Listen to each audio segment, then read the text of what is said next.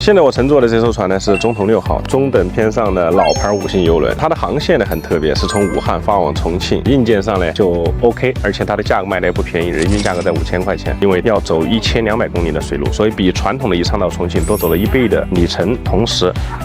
就是这个最大的亮点，它可以原船通过三峡大坝5级船闸，只有这一艘。